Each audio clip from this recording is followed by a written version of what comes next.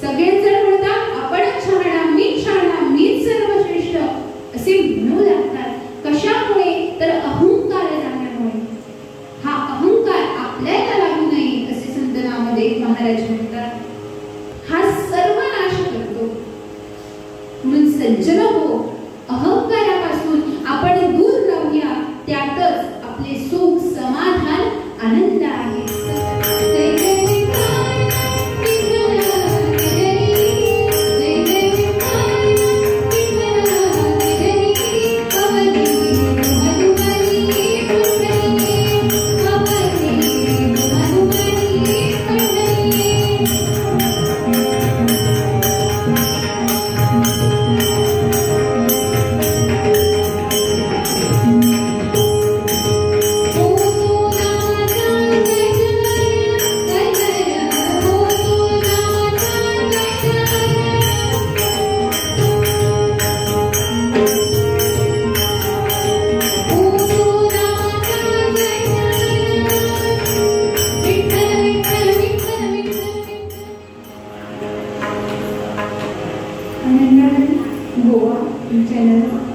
Krishna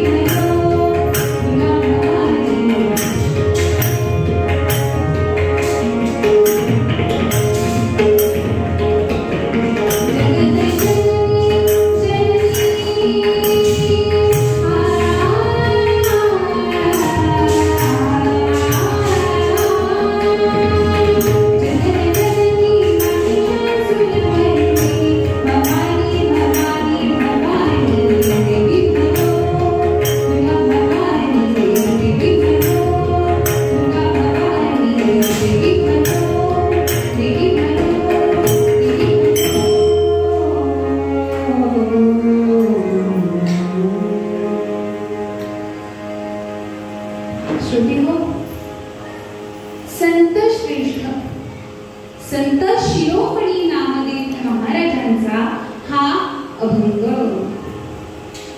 भगवंताचे निस्सीम भक्त असणारे नामदेव स्वतः नामदेवांनी कीर्तन करावे आणि त्या देवाने नाचावे.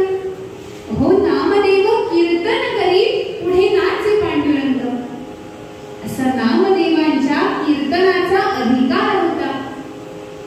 कीर्तन चांग होय अंग हरियोगा. श्रोते हो, संत नामदेव महाराज हे भारतीय संत आहेत. त्यांनी सर्व भारतभर भ्रमण करून भागवत धर्माचा प्रचार आणि प्रसार केला. हिंदी भाषेतही अनेक काव्ये लिहिली. त्या ग्रंथ साहेब हा शीख लोकांच्या पवित्र धर्मग्रंथात नामदेवांचे अभंग उद्धृत आहेत. श्रोते हो, हे मागणी संत नामदेवांनी आपल्या भण्याकरिता, हिताकरिता, आपल्या कल्याणाकरिता मागितले आहे. हे पसायदार, हे मागणे कीर्तन भजनाच्या शेवटी मागितले जाते. पण आज आपण ते सुरुवातीलाच मागायचे आहे, कारण हरिभक्तीची आपल्या जीवनाची सुरुवातच चांगली व्हायला पाहिजे. म्हणून संत नामदेव महाराज म्हणतात की देवा, माझ्या सर्व भाविक भक्तांना उदंड आकल्प आयुष्य लाभू दे. श्रोते हो, आज आपण आशीर्वाद देतो, आयुष्यमान हो, पण फक्त आयुष्य काय करायचे आहे?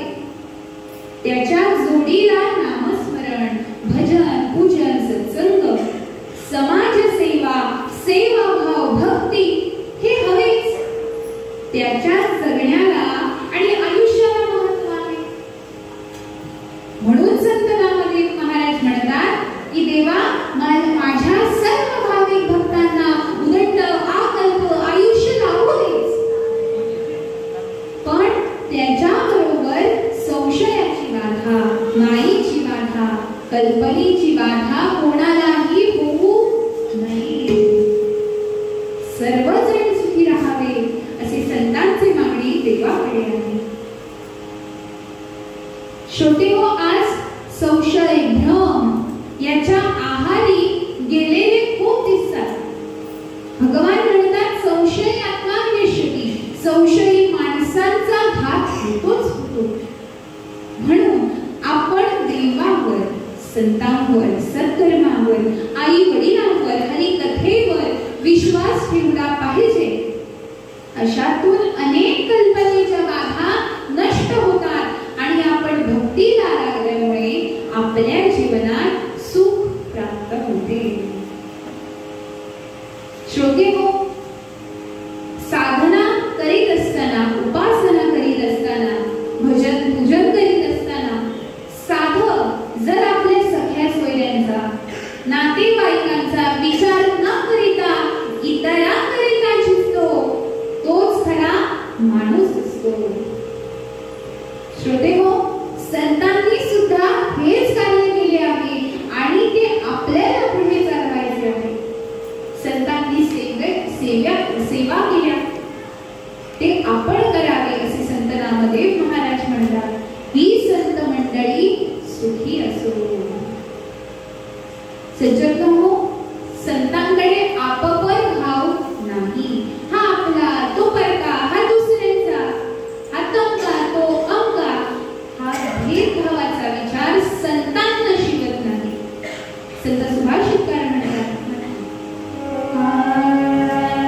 अयं निजा परो वेदी गणना लघुजी तसा उदार चरितानातो वसुधैव कुटुंबकम्. भगवान गोपाल कृष्ण महाराज की जय. जे उदार, दिलदार, सर्वांचे हित करणारे, सर्वांना बरोबर घेऊन जाणारे जे असतात, त्यांना आपला, दुसरा, परका हा भाव नसतो.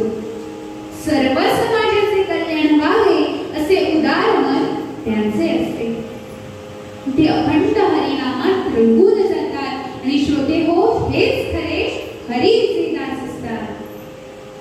कृष्णदास होण्यासाठी पुण्य करावे लागते, भक्ती करावी लागते. आजपर्यंत अनेक असे भागवत भक्त हरीचे दास झाले आहेत. त्यात शुकाचार्य, वामदेव, शौनक, अजामिळ, ध्रुव, प्रल्हाद, विभीषण, शबरी, व्यास, पराशर, कुंडलिक, अर्जुन, वाल्मिकी, भीष्म, कृपाचार्य, विदुर, अहो असे किती सांगू. म्हणून संत तुकाराम महाराज म्हणतात की देवा मला अशाच हरिदासाच्या घरी जन्म द्यावा. कारण असे हरिदास दीर्घकाळी जगले तर आपल्या समाजाचे, आपल्या जगाचे कल्याण होईल. असे साधक भक्त फक्त पवित्र कुळातच जन्मात आले. कवी वर्णन करतात,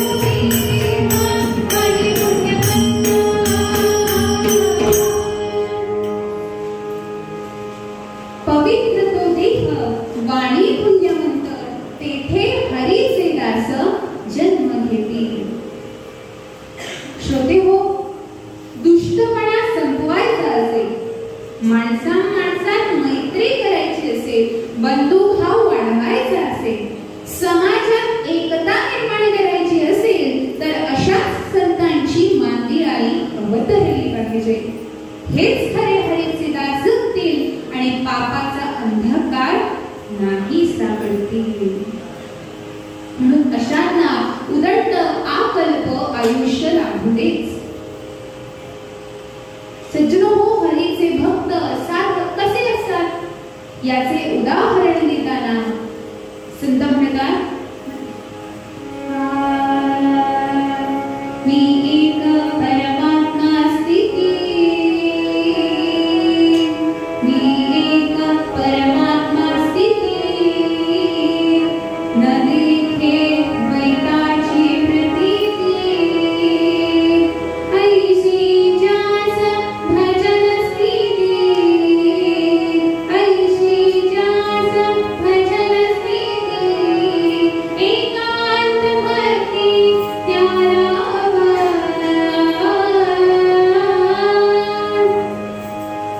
श्रोतेहो, द्वैत भेद सोडून हरीचे एकरूप होऊन केलेली भक्ती म्हणजे एकांत भक्ती होय.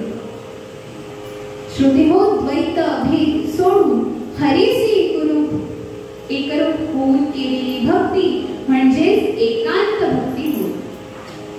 आज भक्तांमध्ये वैर वाढते, द्वेष वाढतात. खरा भक्त कोण हेच कळत नाही आणि त्याच्यामुळे खरी भक्ती ही कळत नाही. अहो, आम्ही इथेच फसतो. म्हणून संत नामदेव महाराज म्हणतात, कल्पनेची बाधा न हो कोणी काळी, ही संत मंडळी सुखी असो. श्रोते हो, मला जसा सन्मान हवा तसाच तो सन्मान तुम्हालाही हवाच. मला जसे सुख दुःख असते तसेच ते दुसऱ्यालाही असते. मला जसे पोट आहे, मला जशी भूक लागते तशीच ती दुसऱ्यांनाही लागते. अशाच भावनेने आपण वागले पाहिजे. आपले दुःख, आपला स्वार्थ, आपले दुर्गुण संपले की आपल्यावर देवाची कृपा होते आणि आपले सर्व मनासारखे होते. आज सज्जन व्यक्ती, सेवा करणारी माणसे, दुसऱ्यांना उपयोगी पडणारी माणसे अल्पायुषी म्हणजेच कमी वर्षे जगतात आणि दुष्ट दुर्जन लोकांना त्रास देणारी, लोकांना नकोशी होणारी माणसे मात्र खूप वर्षे जगतात. ही माणसे जगून पापच करतात. आपण जर जगून इतर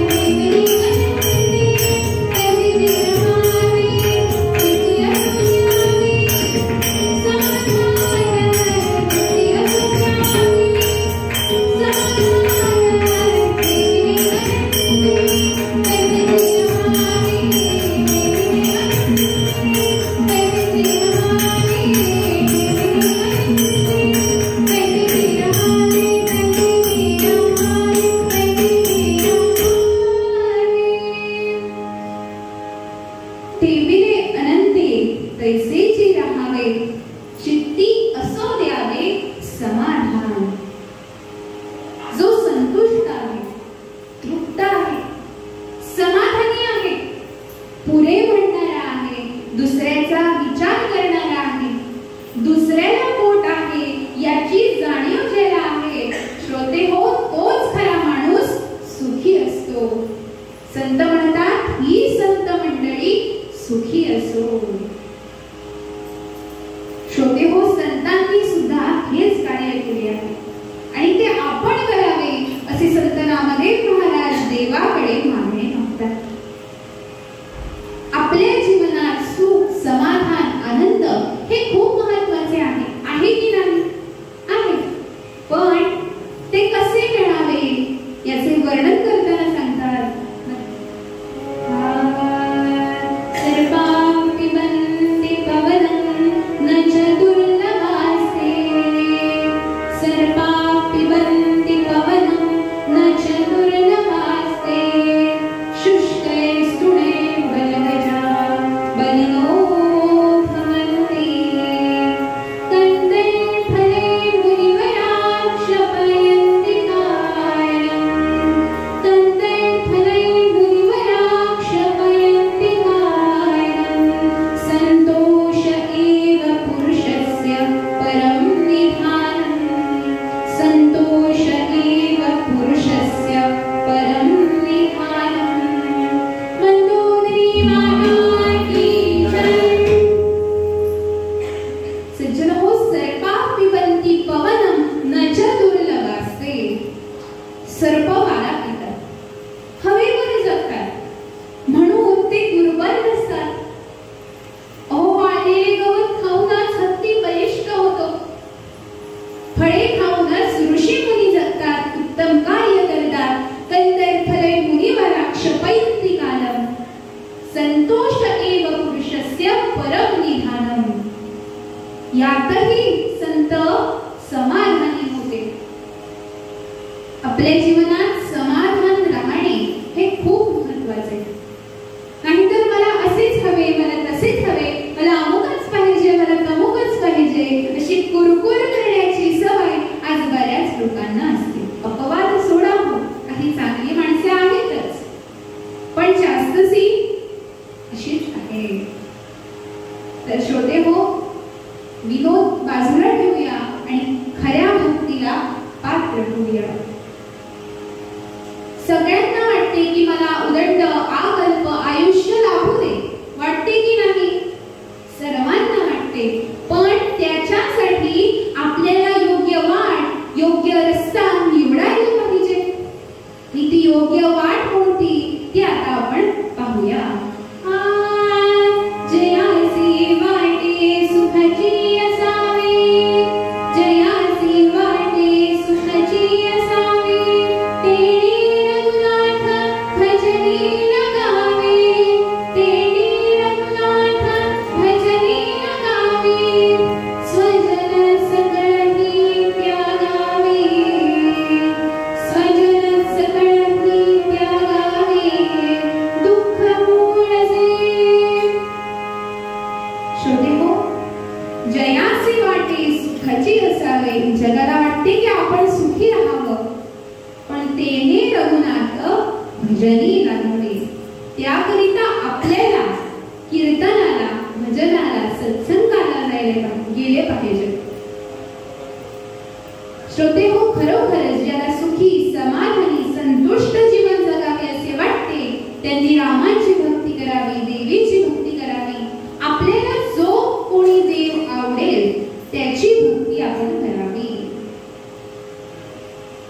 आज सगळीकडे टाइमपास, मोबाईल घेणे, फिरणे, खाणे, पिणे यातच माणूस अडकलेला आहे आणि या आपला वेळ फुकट जातो, जीवन व्यर्थ होते. म्हणून आम्ही देवाची भक्ती करावी.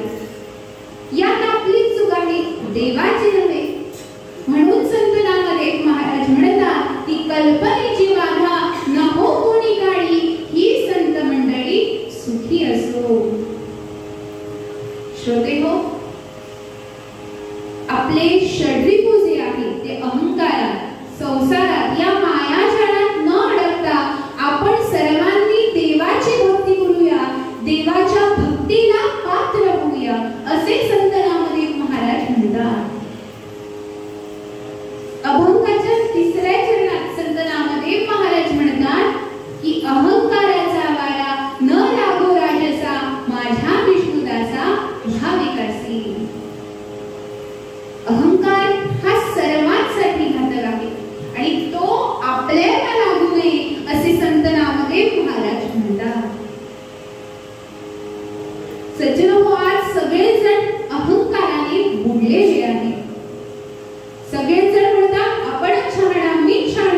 मीच सर्वश्रेष्ठ असे म्हणू लागतात.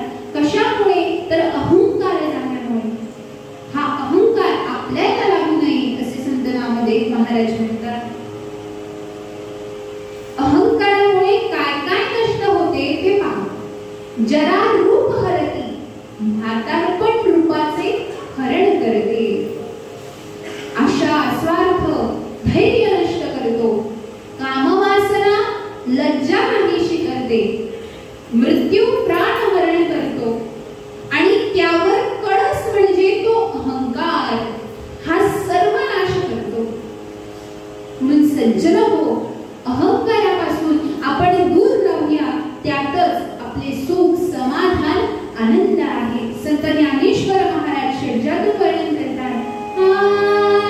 नवल अहंकाराची गोठी, नवल अहंकाराची गोठी,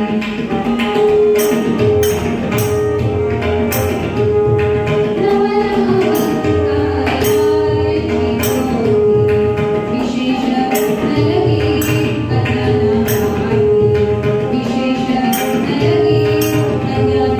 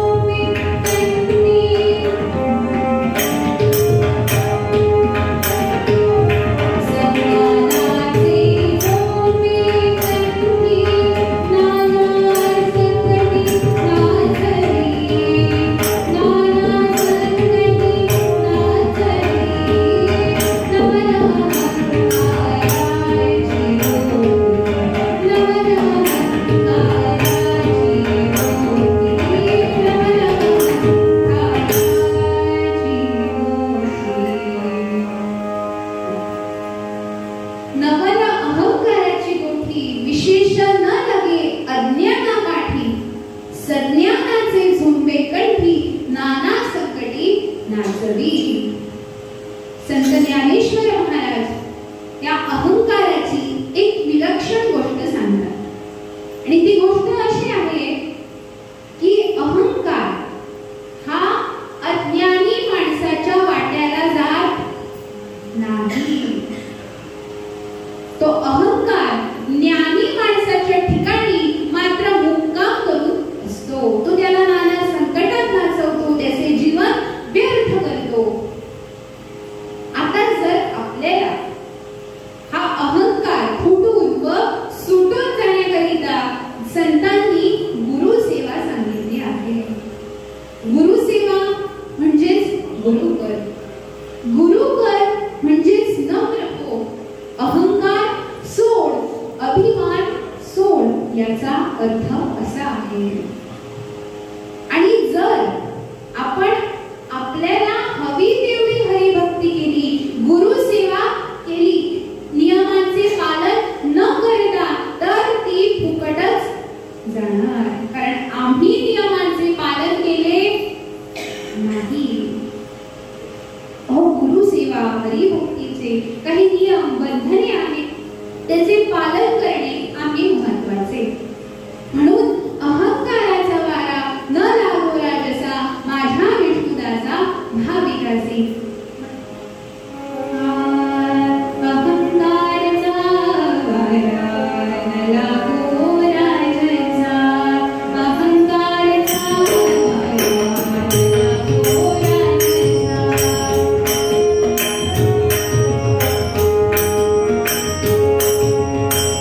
अहंकाराचा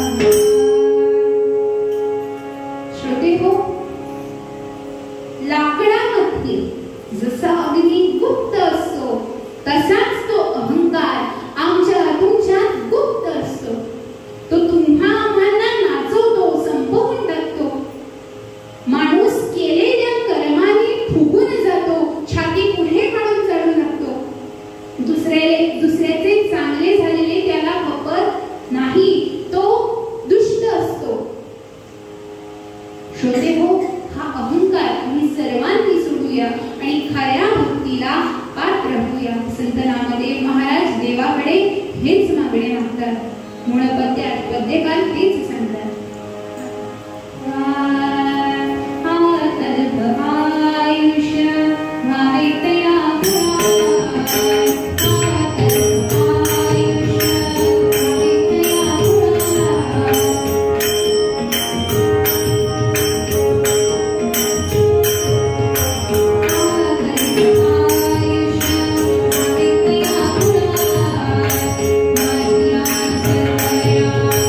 Hare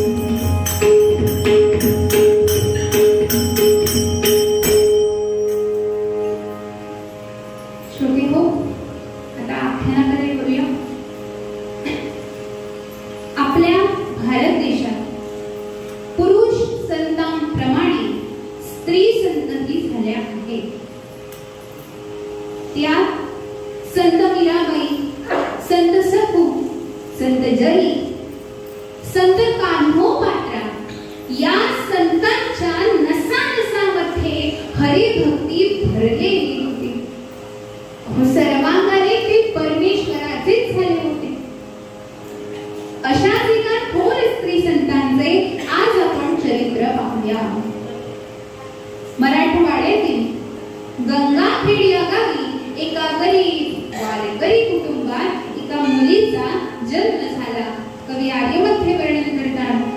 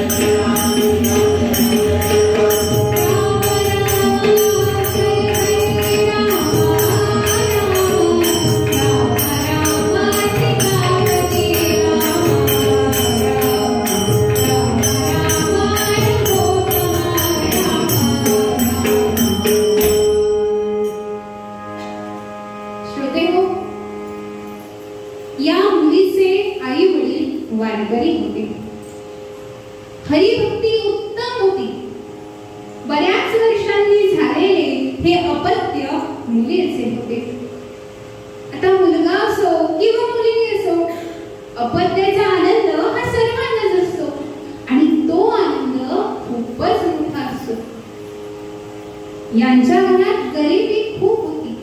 जमीन, जुमला, पैसे वगैरे काहीच नव्हते. दारिद्र्यच होते.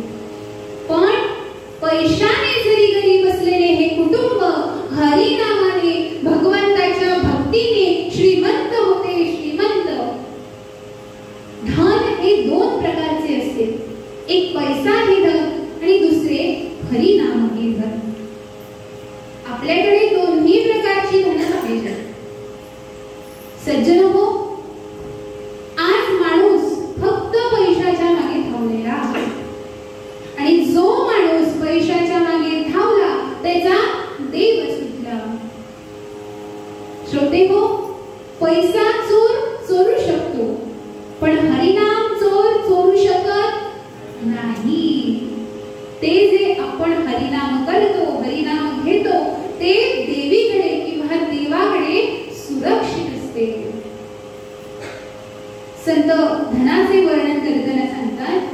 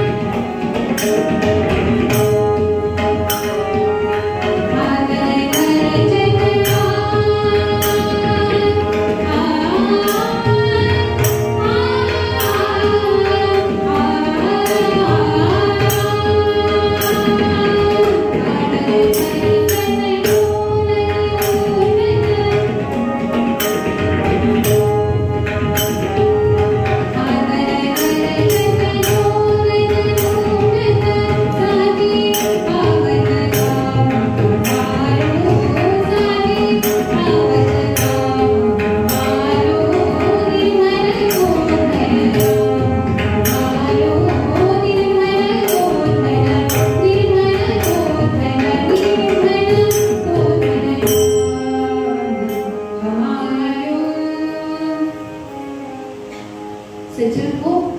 पैसा म्हणजे धन, संपदा ही मानवाच्या जीवनात अत्यंत उपयोगी अशी वस्तू आहे. ती वस्तू किती आहे यापेक्षा ती कशी आहे याला फार महत्त्व. सगळ्याच गोष्टी पैशाने मिळतात अशा नाही. पैशाने आराम मिळू शकतो पण राम मिळत नाही. पैशाने भोग वाढतील पण शांती मिळत नाही. पैशाने औषधे विकत घेता येतात पण आरोग्य नाही. पैशाने दागिने विकत घेता येतात पण सौंदर्य नाही. पैशाने अन्न विकत घेता येते पण पचत नाही. पैशाने मोठेपण आहे पण नम्रता असेल असे नाहीच. म्हणून सगळ्याच गोष्टी पैशाने मिळतात अशा नाही. पैसा हे साधन असून परमेश्वर प्राप्ती आपल्या जीवनाचे साध्य आहे अशी भावना ठेवावी. श्रोते हो, ज्या मेहनतीने आपण पैसा मिळवतो तसेच आपल्याला हरिनामही मिळवायला पाहिजे. या वारकरी कुटुंबात दररोजची उपासना, नामस्मरण, भजन, पूजन, सत्संग, हरिपाठ खूप होते. गरिबी असली तरी त्यांनी हरिनाम सोडले नाही. कुठे गावात कीर्तन असेल, नामस्मरण असेल, भजन असेल, सत्संग असेल, कुठे हरिपाठ वाचले जातील इथेही तिघेही जाऊन बसत. आपणही कुठे गावात कीर्तन असेल, नामस्मरण असेल, भजन असेल तर अशा ठिकाणी आपल्या मुलांना पाठविले पाहिजे. अशातून आपल्यावर आणि आपल्या मुलांवर उत्तम सुसंस्कार होतात. असो, या मुलीची लहान वयातच देवावर श्रद्धा बसली. कशामुळे? तर हरिनामांच्या संस्कारामुळे. आणि या गावातील अनेक वारकरी दर आषाढी कार्तिकीला पंढरपूरला जायचे. आणि या वारकऱ्यांबरोबर या छोट्या मुलींच्या मैत्रिणीही जायच्या. आता हिलाही वाटू लागले की आपणही पंढरपूरला जावे. माझी मैत्रिणी जातात, मी का जाऊ नये? तुझ्या घरात हरिपाठ वाचला जातो, अभंग गायले जातात, ती जातात, आम्ही का जाऊ नये? असा प्रश्न तिच्या मनात आला आणि ती ताबडतोब आपल्या बाबांकडे गेली आणि म्हणाली, बाबा आपण पंढरपुरामध्ये जाऊया ना. एकदा तरी त्या पांडुरंगाला पाहूया. असे तिने बाबांना सांगितले.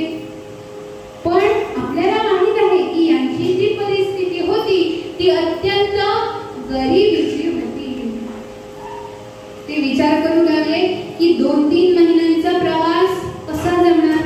पायी प्रवास, खायला काही अन्न नाही, आम्ही काय खाणार, हिला काय मिळणार? असा प्रश्न त्यांच्या मनात आला आणि त्यांनी विचार केला आणि सांगितले, मुली आपण असं करूया, आता आषाढीची वारी आहे, पुढे कार्तिकीची वारी येणार, त्यावेळी आम्ही पंढरपूरला जाऊया. असे सांगून ते मुलीला पटले आणि मुलीने ठरविले की आता कार्तिकीला पंढरपूरला जायचं म्हणजे जायचंच. आणि श्रोते हो, हा म्हणता कार्तिकी आली. तिचा परत गोंधळ चालू. आपण पंढरपूरला जाऊया, आपण पंढरपूरला जाऊया, एकदा तरी पंढरपूरला त्या पांडुरंगाला पाहूया अशी त्या मुलीची इच्छा होती. तर श्रोते हो, यावेळी आई वडिलांनी विचार केला की मागच्या वेळी मी हिला नाही म्हटलेलं, आता कसं तिला नाही म्हणणार, आता जावं लागणारच. त्यांनी विचार केला, जे काही होईल ती देवाची कृपा समजून होईल, आम्ही पंढरपूरला जाऊया. आणि गावात कोणीही धनिक असतील त्यांच्याकडे आपण भिक्षा मागूया, जे काही देईल ते आपण घेऊया.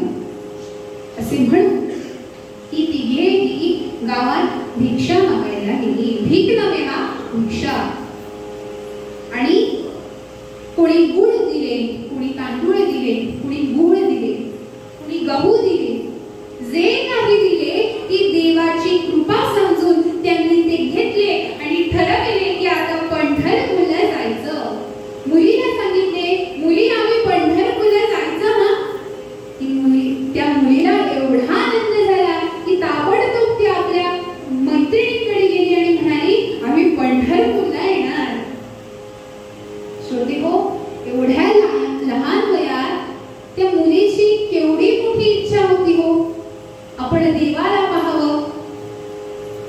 विश्ववंद्य पांडुरंगाला एकदा तरी मूर्ती रूपात पाहावे असे या छोट्या मुलीला वाटले.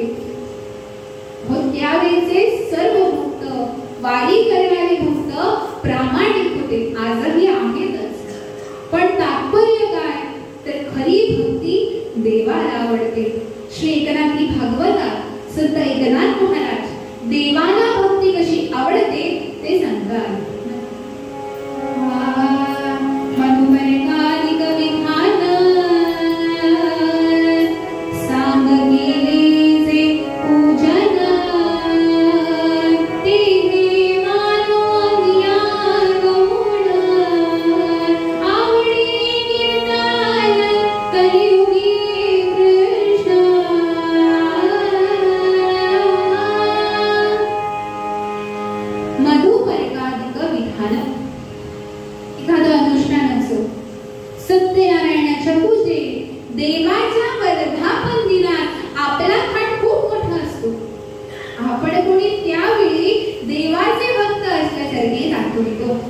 थोडे असतातच भक्त, पण जास्तीचे देवाचा आवडतात. लाखो रुपयांची फुलं देवाला वाहतात, हजारो रुपयांचे कपडे घालतात, मेकअप करतात, डेकोरेशन करतात.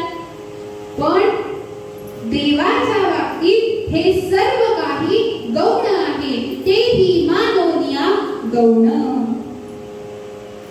श्रोते हो, देवाला तुमचा थाटमाट नको आणि भक्तीचे प्रदर्शनही नको. देवाला काय पाहिजे तर त्याच्या उत्सवात तुम्ही भक्ती किती घेता, त्याचे नाम किती घेता, हेच देवाला पाहिजे असते. या कलियुगात देवाला नाम संकीर्तन, हरी कीर्तन खूप खूप आवडते. सज्जन हो, म्हणून देवाला पाहिजे तशी भक्ती करूया. आणि ह्या छोट्या मुलीचे आई वडीलही पंढरपूरला जायला उत्सुक होते. कवी वर्णन करतात, पाहिले का पंढरपूर नयनी कधी, पाहिले का पंढरपूर, पाहिले का पंढरपूर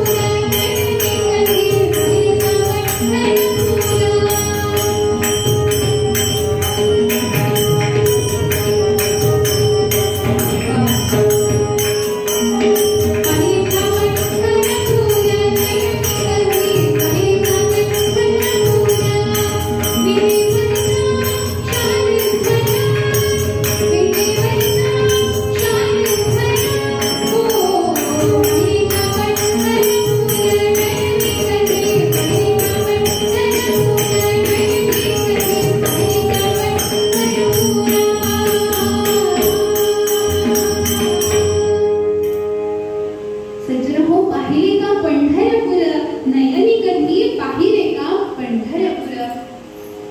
वारीतून हरिनाम घेत घेत यात्रा वारी देव दर्शन करावे. आणि या छोट्या मुलीने लहान वयातच देवाची आपल्या भक्तांप्रती निष्ठा ऐकली होती, देवाचे महत्त्व तिने ऐकले होते. सर्व संतांनी सांगितले आहे की आधी रचिली पंढरी, मग वैकुंठ नगरी.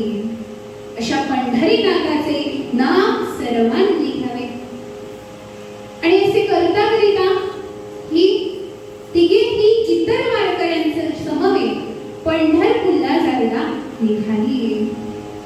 आणि पंढरपूरला जायचं म्हणजे त्यावेळी सगळा पायी प्रवास.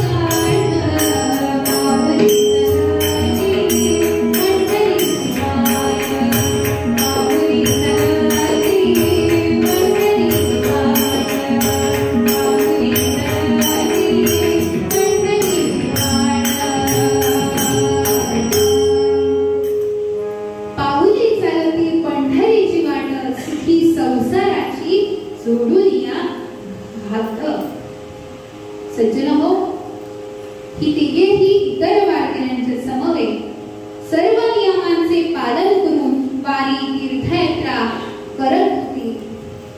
आणि सज्जनहो, वारीची यात्रेची काही नियम बंधने आहेतच, त्याचेही पालन करणे महत्त्वाचे. नाहीतर आपल्यापैकी कितीतरी लोक सांगतात ही यात्रा झाली, ती यात्रा झाली, शिर्डी झाले, पंढरपूर महिन्याने जातोच, 12 ज्योतिर्लिंग झाले, अष्टविनायक झाले, तिरुपतीला 10 वेळा जाऊन आलो, काशी झाले, हरिद्वार झाले, सगळे झाले आणि सगळे गेले, पण हा आहे तसाच आहे, याची मात्र बडबड चालूच. सज्जनहो, दुसऱ्यांना सांगण्याकरिता तीर्थयात्रा वारी नव्हे तर आपल्या कल्याणाकरिता आहे, याची हरिनामाची गोडी कुठे आहे, हा मात्र बडबडत आहे. म्हणून संत नामदेव महाराज म्हणतात की यात्रेची वारीची काही नियम बंधने आहेतच, त्याचे पालन करणे आहे महत्त्वाचे. वारीची यात्रेची नियम कोणते आहेत ते आता आपण पाहूया.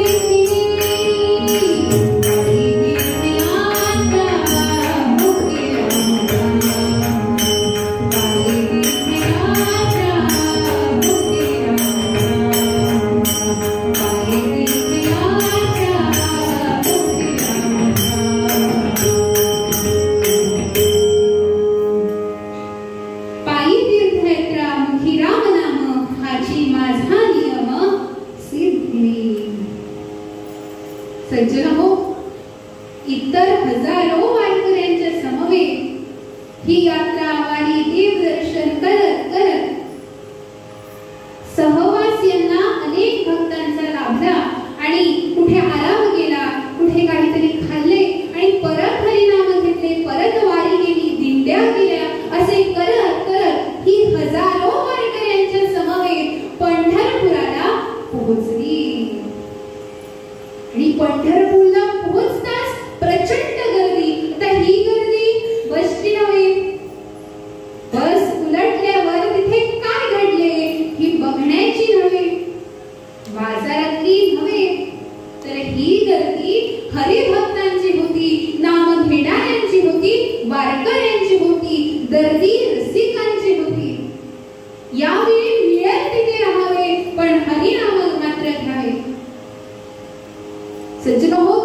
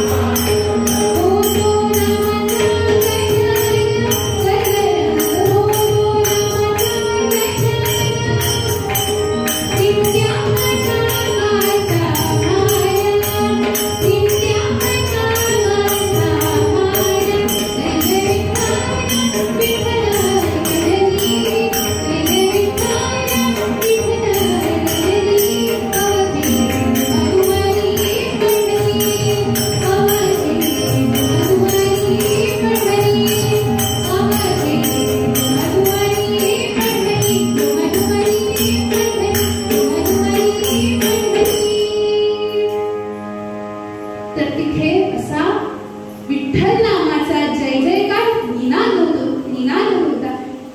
त्या वारकरी भक्तांच्या मनात एकच भाव होता की देव माझा मी देवाचा, विठ्ठल माझा मी विठ्ठलाचा. आज आपला काही असा भाव आहे का हो? विठ्ठल माझा मी विठ्ठलाचा, देव माझा मी देवाचा. आज आपण काय म्हणतो? भुरगी माझी, बंगला माझं, गाडी माझी म्हणतो की नाही? म्हणतोच. पण देव माझा मी देवाचा म्हणतो का? काही म्हणतातच, पण जास्तसे म्हणत नाही. आवाजच येतो. जास्तसे म्हणत नाही. अहो, आम्ही इथेच फसतो. जर देव आहे तर इतर सर्व टिकतील. म्हणून आपण सर्वांनी म्हणूया की देव माझा मी देवाचा, विठ्ठल माझा मी विठ्ठलाचा. श्रोते हो, या वारकऱ्यांना पंढरपुरामध्ये राहायला जागा नव्हती. प्रचंड गर्दी. त्यांनी हजारो वारकऱ्यांच्या समवेत तिघांनीही एका झाडाखाली मुक्काम केला. पहाटे काकड आरती, निरूपण, भजन, पूजन, सत्संग, हरिपाठ हे सर्व काही सुरू झाले. आणि यात त्यांना अनेक भक्तांचा सहवासही लागला. आणि असे दिंडी करत करत 15 दिवस निघून गेले. अजून ते हरिभक्ती करीत आहेत. आणि एकाएकी तिथे निसर्गाची अपकृपा झाली आणि एकाएकी महामारीचा रोग तिथे बळावला. आणि हजारो वारकऱ्यांच्या समवेत या मुलीचे आई वडीलही बळी पडले. आता असे कसे झाले याची आपल्याला उत्सुकता असणारच. एवढे वारकरी नाम घेणारे, एवढे भक्त वारी करणारे हो गेले कसे? याचा आपल्याला प्रश्न असणार. तर निसर्गाचा जो नियम उपजे ते नासे, मरण हे अटळ आहेच. ते कधी ना कधी एक ना एक दिवस येणारच. हो, हे वारकरी पुण्यवान होते, भाग्यवान होते की त्यांनी देह आपला पंढरपुरामध्ये ठेवला होता. हे वारकरी मुक्तीला पोहोचले. असो, आता ही मुलगी एकटीच राहिली. खरं तर प्रत्येक माणूस हा स्वतंत्र असतो. ती शांत चित्ताने ते देवावर, त्या पांडुरंगावर विश्वास ठेवून विठ्ठल नामाचा जय जयकार करत होती. ते जनीच्याही मनात हाच भाव होता की देव माझा मी देवाचा, विठ्ठल माझा मी विठ्ठलाचा. श्रोते हो, आणि तोच तिथे संत नामदेव महाराज जणू देवांनीच तिच्या मदतीकरिता त्यांना तिथे पाठविले होते. आणि संत नामदेव महाराज तिची चौकशी करू लागले. मुली, तू कोण आहेस? तू कुठून आलीस? आणि तू इथे काय करतेस? तुझे आई वडील कुठे आहेत? कुठे गावात तुझे नातेवाईक आहेत का? अशी तिची चौकशी करू लागले. आणि त्या मुलीने म्हटले की माझं नाव जनी आहे. मला कोणाचाही आधार नाही. त्या पांडुरंगाने मला इथे वारी करण्यासाठी आणले होते. पण या महामारीच्या रोगात माझे आई वडील गेले. आता सर्वे सर्वाः तो माझा पांडुरंग. त्वमेव माता पिता त्वमेव बंधू सखा त्वमेव. तोच माझा आता माता पिता आहे. तर तिचे हे नम्र विचार ऐकून नामदेवांना आनंद झाला. आणि नामदेव महाराज जनीला म्हणतात, जरी आपण असं करूया की देवाचे आपण दर्शन घेऊ आणि तू आमच्या घरी ये. मी असे सांगून देवाचे दर्शन घेतले आणि ही दोघेही घरी आली. आता घरी येताच नामदेवांची आई दारातच उभी होती. नामदेवांची आई विचारते, नाम्या, ही छोटी मुलगी कोण? तिचे नाव काय? ही कुठून आली? तिचे आई वडील कोण? इथे का आली आहे? असे सर्व प्रश्न तिथे सुरू झाले. आणि नामदेव महाराज म्हणतात, आई आई ही जनी आहे. तिला कोणाचाही आधार नाही. या महामारीच्या रोगात तिचे आई वडील गेले ग, किती वाईट झाले. म्हणून मी तिला आपल्या घरी आणले आहे. नामदेवांची आई रागावली आणि नामदेवांना म्हणते, नाम्या तुला आपल्या घरची परिस्थिती माहीतच आहे ना रे. अरे आम्ही उपाशी आहोत, आम्ही काय म्हणून खाणार आणि हिला काय म्हणून घालणार सांग पाहू. खरोखरच सर्व संतांपैकी संत नामदेव महाराज आर्थिक परिस्थितीने गरीबच होते, पण भक्तीने हरिनामाच्या भक्तीने श्रीमंत होते. श्रीमंत त्यांना काही द्यावेसे वाटत होते, दान करावेसे असे वाटत होते, पण त्यांच्याकडे काही देण्यासारखे नव्हते. पण आज तुमच्या आमच्या घरात देण्यासारखे खूप आहे, पण आपण ते इतरांना देत नाही. काही माणसे देतातच, शंका नाही, पण जास्तशी देत नाहीत. जे काही आहे ते कुजवून टाकतील, पण इतरांना देणार नाही. ही आजची परिस्थिती आहे. सज्जन हो, दान करा, हरिनाम घ्या, यातच सुख समाधान आनंद आहे. तर नामदेवांची आई म्हणते, नाम्या अरे आमच्या घरी डबे रिकामी आहेत, केवढ्या दिवसापासून आम्ही जेवलो नाही, आता हिला काय म्हणून म्हणणार. तर हात जोडून उभी असलेली जनी म्हणते, आई नामदेव दादा राहू नका हो, मला तुमच्या घरी काहीही नको, फक्त राहायला जागा पुरे. मी 2 घास कष्ट करून मिळवीन आणि त्या पांडुरंगाची सेवा करीन. असे तिचे ते नम्र विचार ऐकून नामदेवांची आई नामदेवांना म्हणते, नाम्या आपल्या घरा शेजारी हिला झोपडी बांधून दे. आणि झोपडी तयार झाली, हरिभक्तीही सुरू झाली. जनी नेहमी हरिनामातच होती. श्रोते हो, जनी पोट भरण्यासाठी लोकांची दळणं दळून द्यायची. त्यावेळी तिचे एक होते, हाताने काम आणि मुखाने हरिनाम. व्यर्थ बडबड करून शरीराची झीज होते, वेळ फुकट जातो. त्या काळी ती देवीच्या ओव्या म्हणायची, पांडुरंगाच्या ओव्या म्हणायची. सज्जन हो, या ओव्यांमध्ये देवाची उपासना, देवाचे सामर्थ्य, देवाचे वर्णन केले गेलेले आहे. आणि जरीची एक दिवस सर्व भक्ती जी हरिनाम घेत होती, ती भक्ती देवाकडे रुजू झाली. आणि देव म्हणतात, आता जनीला मला दर्शन द्यावेच लागणार, कारण ती माझी सेवा करते, अखंड हरिनाम घेते, तपश्चर्या करते, कष्ट करून 2 घास मिळविते. आता मला तिला मदत करायलाच पाहिजे, मला तिला दर्शन द्यावेच लागणार. असे म्हणून देव तिच्या झोपडीत प्रकट झाले. लख असा प्रकाश पडला, जनी पाहतच राहिली. कवी वर्णन करतात,